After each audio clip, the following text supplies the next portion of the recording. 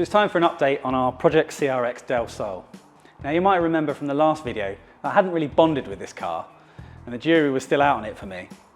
But since then, we've finally had some sunshine, I've been able to get the Targa roof off and really enjoy it. Today, it's a bit windy and rainy outside, so we're in the workshop, finally catching up on some of the mechanical jobs that I've been meaning to do for ages, and one cosmetic job as well. So stay tuned to see what's what. Before we get started, courtesy of our friends at Teng Tools, you can win this 44-piece half-inch socket set worth over £370. Entries close on the 31st of August, so click the link in the description to enter, and good luck. Okay, so for the first job, I'm actually cheating a little bit because I've already done it. So let's go back in time and look at when I tackled the VTEC solenoid. As you can see, it's pretty oily, so it needed doing. Now the VTEC solenoid controls oil flow to the camshaft, so if it's leaking, your VTEC might not work properly, so I needed to sort it. So to remove it, undid these wiring plugs and then tackled the 3 bolts that hold it to the block. With it out and on the bench, I could give it a good look and a good clean up. So I set to it with a little wire brush just to get in all the nooks and crannies,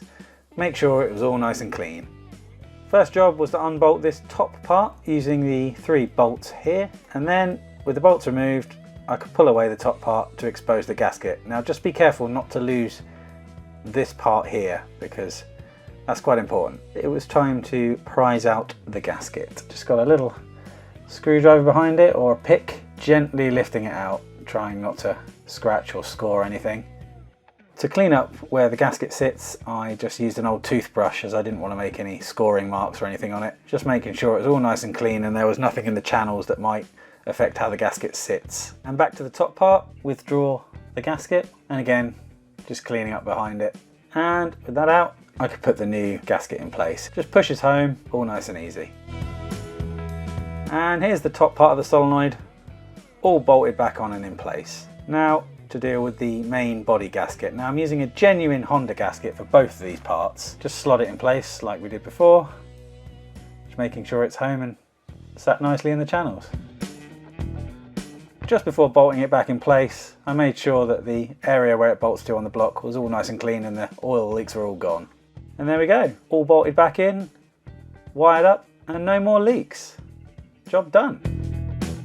So now for one of the more fun jobs. Now when we got the CRX, I was a bit upset to see that it didn't really have the VTI boot spoiler on it. Now I know this is a very nice tailgate with no holes in and they're actually quite sought after, but for me, being a VTI, it really needs the spoiler.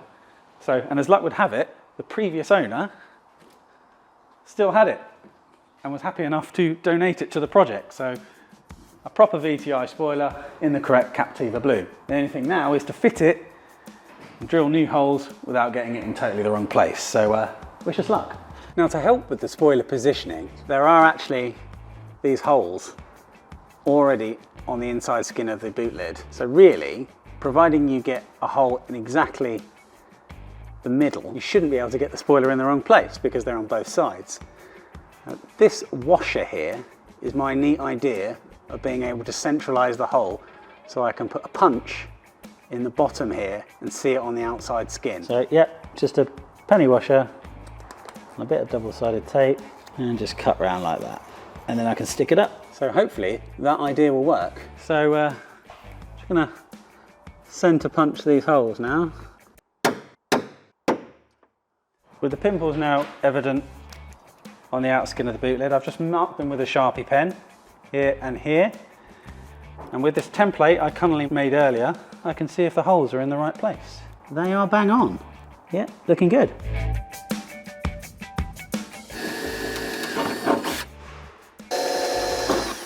And there we go. Pilot holes drilled. Okay, so I've just put some masking tape down so I can drill the holes from the top so I don't really get any burring on the top. I've quickly gone through already with a 5mm drill bit, 6mm threads. So I'll just swap over to a 6. There we go, and we're through on that one. That's good, that side, that lines up that side. I'll just put a little bit of touch-up paint around each of them to stop them from rusting. And on the spoiler, just where the gaskets come away a little bit, I do plan to make a new gasket, but for now I've just put a little bit of double-sided tape on. Some seam sealer around the threads there to stop any water from getting in. Slot it down into place.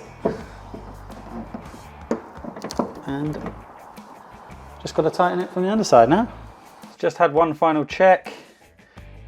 Had a quick measure up. Everything is in the middle.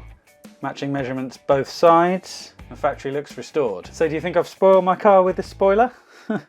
Or improved it? Let me know in the comments below.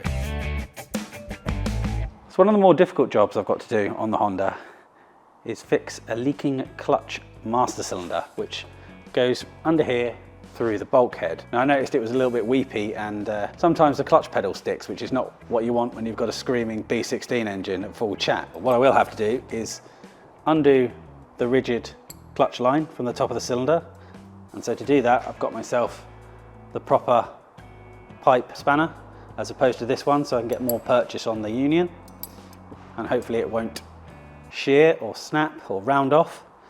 And inside the car, and I've done this already, take the clevis pin and split pin out of the pedal. And this is a pain of a job because it's right up under the dash. Then I just need to move this reservoir, which has got a line on it, to the cylinder, take it out as a complete unit. Okay, so the old cylinder is out. It's a bit messy around here, some signs of it leaking, and here is our new one, only about £25, so quite good value really. I'll adjust this to the same length as the old one so that we don't have any problems with clutch adjustment. We'll pop that on as well for the bulkhead.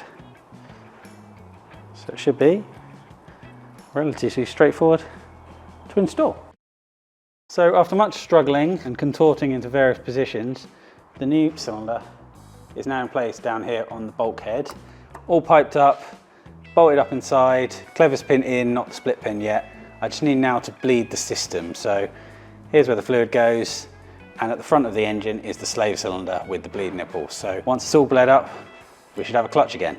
So bleeding the new master cylinder turned out to be a little bit more difficult than I anticipated, and in the end I had to actually bleed the master cylinder separately by taking the hard line out of the top and just pumping the pedal until fluid came out. Then I could connect it back up and use the slave cylinder to bleed it. But it's all bled now, everything's working fine. So that's really a wrap. Managed to get the spoiler done, the VTEC solenoid and the clutch, so I'm pretty happy with that. Now I can finally get back out on the road again and hope for some sunshine.